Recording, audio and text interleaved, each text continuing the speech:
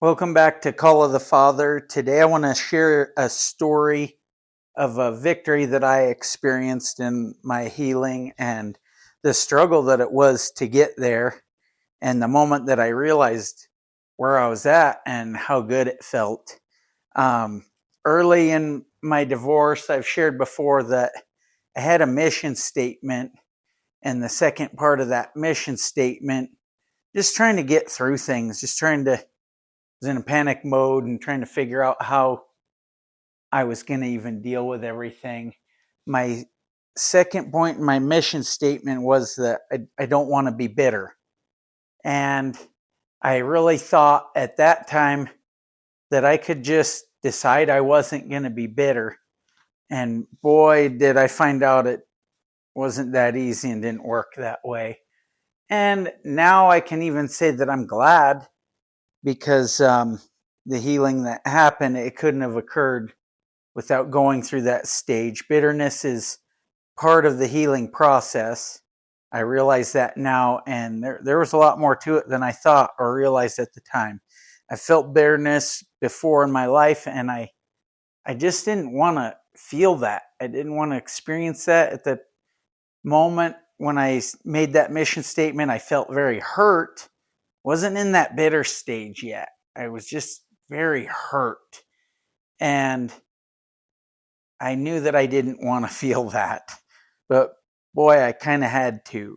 So after I had made that statement and going through the healing process, I was focused on healing. I was wanting to heal and grow. And that was the third part of the mission statement, to heal, learn, and grow. And I was focused on that. And in focusing on that, there came a time where I couldn't let go of what she quote unquote did to me.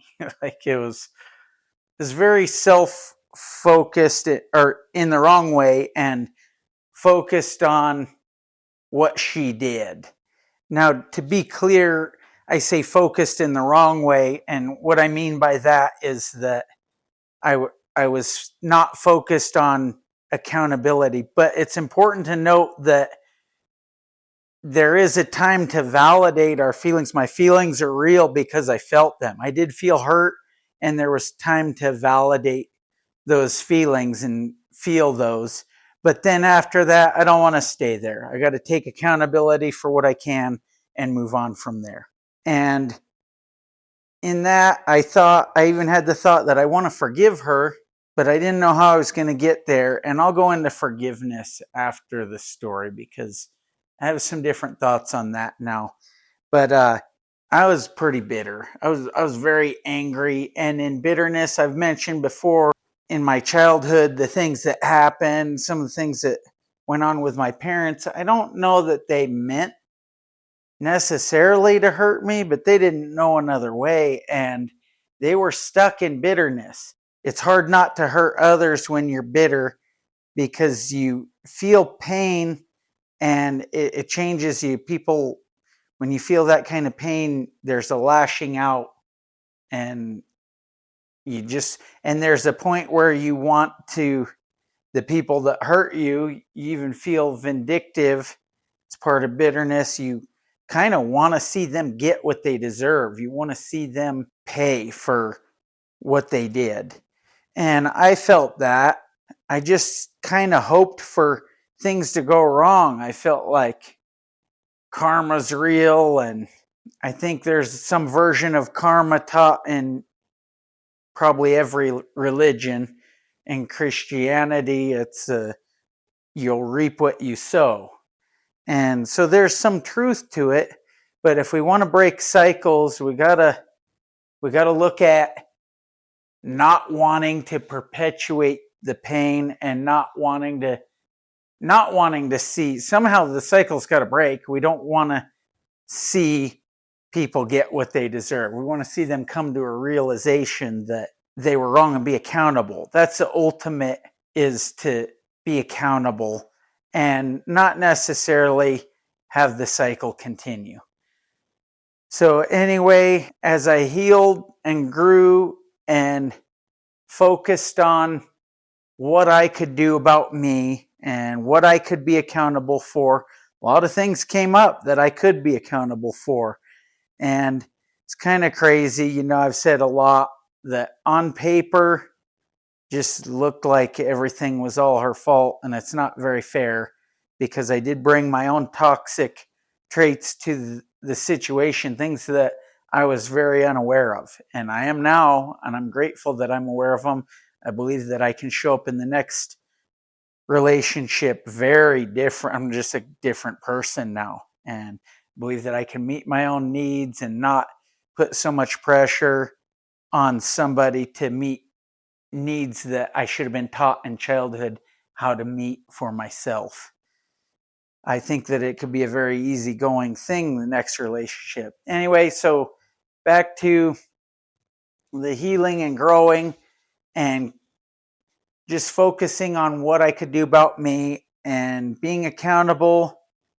And that became my focus. As I saw things, it was hard to be looking at her as much and what she did wrong when I'm realizing what I did wrong. Whether it seemed big or little, there were things there. And I started to become accountable for it and realize, geez, that I didn't see that before and now I do. And it's a little bit humbling. And then at a certain point, there was a day that I was driving home, and this is probably a year ago now. This was a big moment in my life. I was on my way home, and I have a long commute, and my mind started thinking about the end of the marriage, before the affair, when I felt pretty lost and I felt pretty down. I felt hopeless, felt like a shell of myself. I didn't feel like I couldn't connect with her. There were a lot of ways she didn't want to connect because I think she would have had to be vulnerable, and that was hard for her. And the way that I put pressure on her, I think it was just hard for her to really open up. And there's a lot of things I didn't see, but I felt very lost and hopeless. And I was kind of like crying out to God, like, God, I don't know what to do. I don't know what else I can do. And deep down, I was afraid to even admit to myself that I wanted out. I just didn't see any point anymore. There were some feelings of mistrust that I think I've mentioned before, but there were situations that would happen, and I just had this feeling like, man, if we were just not married, then she could do whatever the hell she wants, and I don't have to care or worry about it anymore. But I didn't dare to say out loud even or talk to God about wanting out. I didn't feel like I had a right to want that. And so I was thinking about that this day on the way home, and it was weird thinking about how lost I was, and I don't feel that way now, and I feel pretty good. And then my mind started going to the bitterness that I'd felt after the affair. Then I wanted that, and then this affair happened, and now I am out of it, and I'm going through a divorce, and I was really bitter and upset and wanted to see them pay, wanted to see things go wrong. And I was thinking about all that anger and bitterness, and I thought to myself, I don't feel that way anymore. And I don't want everything to go wrong for them. And then I thought about it, and I'm like, that dude kind of saved my life, because the life that I was living before the affair, before the divorce, it didn't feel like much of a life, and it wasn't very pleasant. And that dude gave me a chance for a new life, and she kind of set me free under the only circumstances, the only terms that I was going to accept within those belief systems that I held at that time. She set me free, and I felt all this gratitude when I thought that.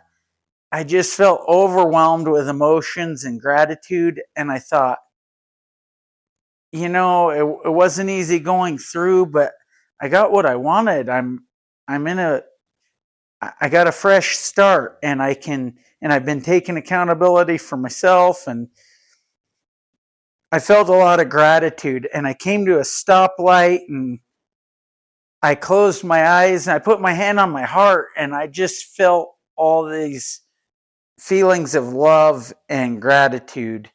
And I said out loud, thank you. And I was saying thank you to her and to him. And I was just trying to send love vibrations to them and just say thank you. And at that moment, a lot of things changed for me, because my energy all along through the divorce, through the bitterness, through the healing after the divorce, my energy had been very much defensive, and I had a feeling of I'd been betrayed and wronged, and like I said, that wishing for something to go wrong for them, then get what they deserve. It A lot of things changed, and there's the talk about, probably you've heard it, that our perception creates our reality. And the more I concentrate on that, and the more I see things and am aware of what goes on in my life, the more that is just true. My perception literally creates my reality. And after the divorce, there were always things. I had a hard time setting boundaries, man, when in the beginning I'd feel this anxiety as soon as I get a text from her, man, my stomach would go through my throat. I didn't even read it yet, and I'm thinking, I don't even know. I don't want to read it. I know it's going to be an attack, and it always was. I always felt that way. There's always an energy where I knew she knew how to push my buttons, and she wanted to do that, and she'd gain energy from seeing my reaction. And there was always that. And after this day, when I realized I didn't feel bitter and sent out that love, and then I started praying for them, and for the first time that felt real. Felt like I literally was praying for healing for her and him, and just praying for good, because it'd be good for them, it'd be good for my kids, it'd be good for me. There's no more reason to hold hard feelings. I'm in a better place, and I see some struggles even for her, and I want good for her.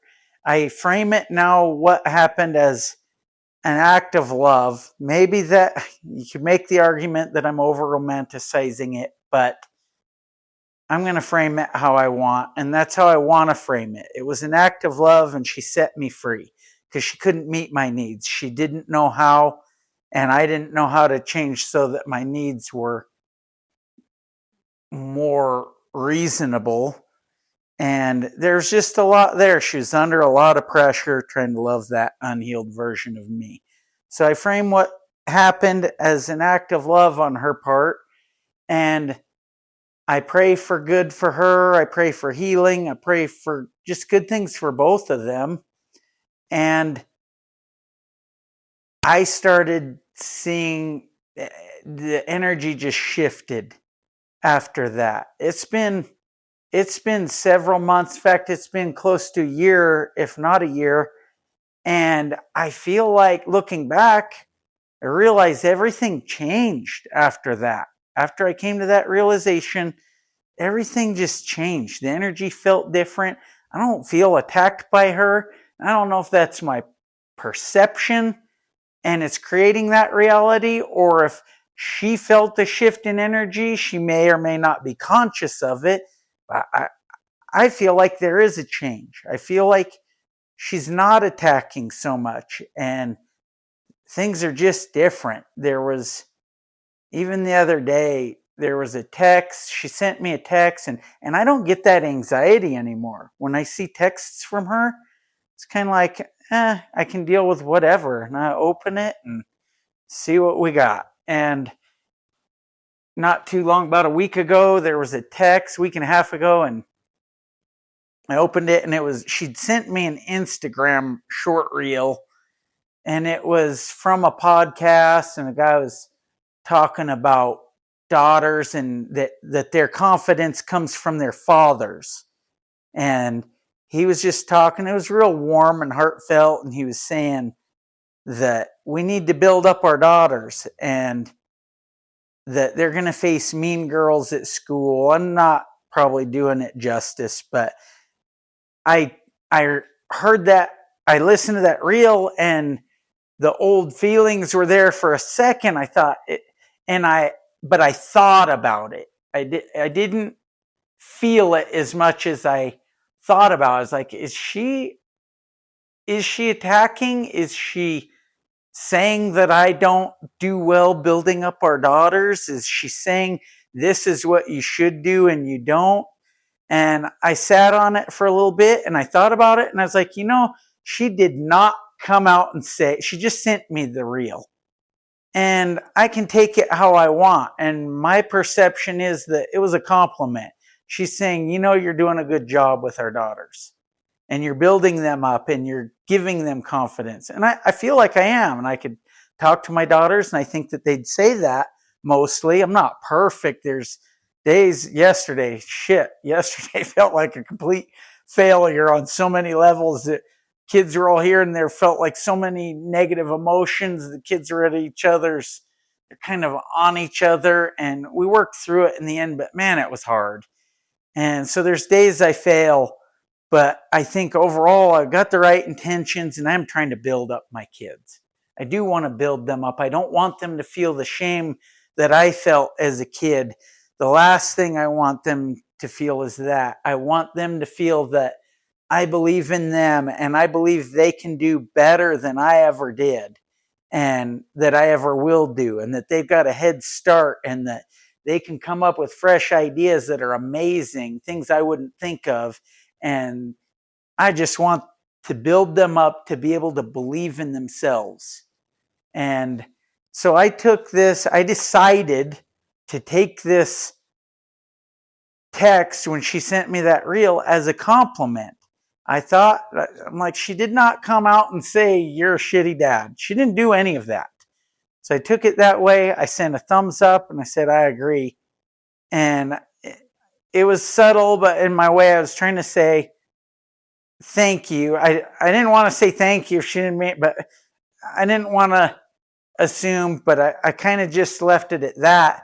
And she never said anything. So who knows, but I just feel so much shift in energy since the day that I realized I was not bitter. That was a huge moment. And I want to talk about forgiveness a little bit, because this feels so different than the word. I guess with my conclusions, I almost just feel done with the word forgiveness on so many levels, because it's been pushed in religion, it's been pushed in society in ways that I just don't really feel anymore.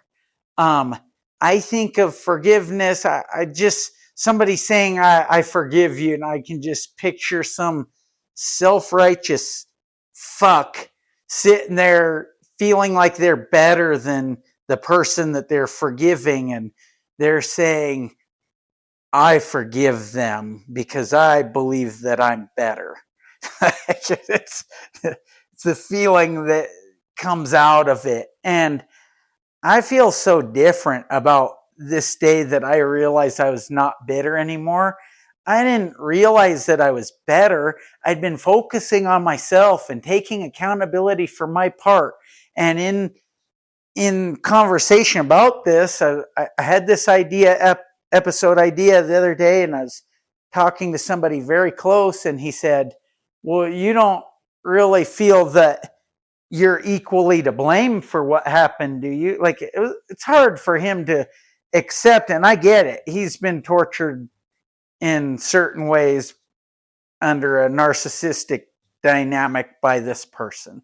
And he said, you don't feel like you're equally to blame. And it didn't take long to think through it, but I was like, my answer was, it's easy to try to put decide who's more to blame, who's more at fault, and maybe even try to decide on percentages. We can make up percentages in our mind, and I could sit there and say she's 90 or 95% to blame because she did this horrible thing. And that, I could sure back up from this feeling of realizing that I'm not bitter. And if I start focusing on who's to blame and that it was way more her fault or anything like that, I could sure back up back into the bitterness, because that's the only place that can lead me. And that was kind of my answer. And he was like, well, that's a good point. And I think this realizing I was not bitter felt more like, instead of that self-righteous person looking at the wrong that was done to them and saying, I got to be a bigger person than you, I'm better than you, so I'm going to forgive you. I'm going to give you this gift and forgive you. But it still lies on you because you did this horrible thing. And probably deep down, that self-righteous person even still hopes for that person they're forgiving to get what they deserve out of karma or laws that are not under their control. They hope for this to happen. I feel so different about it. I feel like I realized I was not bitter because I've been focusing not on their wrong, not on her wrong, not on what was done that hurt me. I started to realize I had a part. Whether it was 5, whether it was 50%, it doesn't freaking matter. I was taking 100% accountability for whatever my part was, and realizing I did have faults. I did have toxic things that I brought into it. And I was focusing on healing and growing out of those things and being able to be a better version of myself. And then I realized I wasn't bitter, and it feels more like I realized not that I'm better than her. I realized I'm better than who I was when this thing first occurred and hurt me. I'm a better person now because I've taken accountability. Accountability is key. You just need to make sure we understand where we want to end up in our hearts. Really, it's the intentions of our heart that matter. And the last point that I want to make is about forgiveness.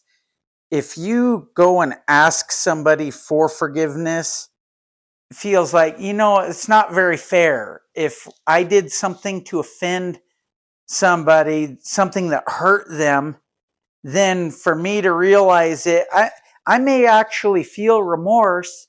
The better thing to do is to say, I see that, I realize that I did this, and I realize how bad that must have hurt you, and I'm really sorry. And leave it at that, because they deserve the space in their own heart to work through the healing process in their time. And they may not be there. If I go and ask for forgiveness, it may force their hand. They may feel like the proper thing to do, or they have to say, oh, okay, I forgive you, but they might not really be there. It's not very fair to ask for forgiveness so that I can feel better about what I did. Really, forgiveness and remorse are in our own hearts, and definitely we should try to make things right where we can, but we can't force somebody to forgive us, and even to tell somebody that we forgive them. It just feels like you could get pretty self-righteous pretty easily with that and go the wrong way. And anyway, that's kind of my message for today, and I hope this helps somebody that's in this process. This was, like I said, it was just a huge moment for me. I felt so much energy change, and definitely my perception has created my reality before and after. Thank you so much again for listening. I really appreciate your support, and I hope that this was encouraging. I will see you next week.